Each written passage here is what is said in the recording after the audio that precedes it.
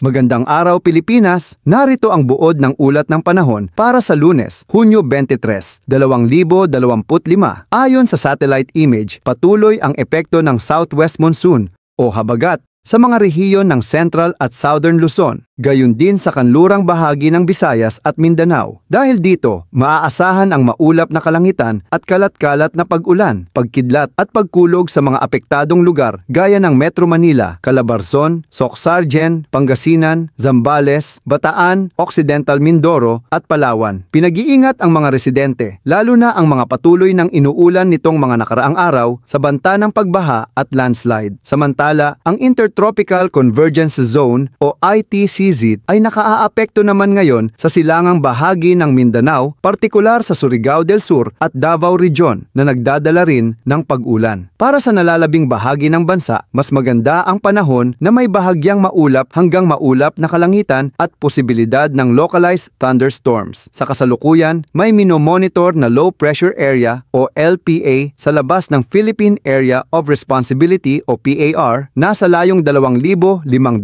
at 60 kilometro silangan-hilagang silangan ng extreme northern Luzon. Mataas ang posibilidad nitong maging bagyo sa susunod na 24 hanggang 48 oras. Gayunpaman, wala itong direktang epekto sa bansa at wala pang indikasyon na papasok ito sa PAR. Bukod sa LPA na ito, walang ibang binabantayang sama ng panahon sa loob o malapit sa ating bansa. Bukas, inaasahang magpapatuloy ang epekto ng habagat sa kanlurang bahagi ng Central Luzon, Southern Luzon, Calabarzon, Bicol Region, Mimaropa na posibleng magdulot pa rin ng pag-ulan. Sa nalalabing bahagi ng Luzon, asahan ang maaliwalas na panahon ngunit may posibilidad pa rin ng localized thunderstorms. Sa Metro Manila, may posibilidad pa ring maging maulan bukas. Ang agwat ng temperatura ay mula 26 hanggang 32 degrees Celsius sa Metro Manila at Legazpi, 25 hanggang 36 degrees Celsius sa Lauag, 33 degrees Celsius sa Tuguegarao, 17 degrees Celsius hanggang 25 degrees Celsius sa Baguio, 24 na degrees Celsius hanggang 30 degrees Celsius sa Tagaytay, at 25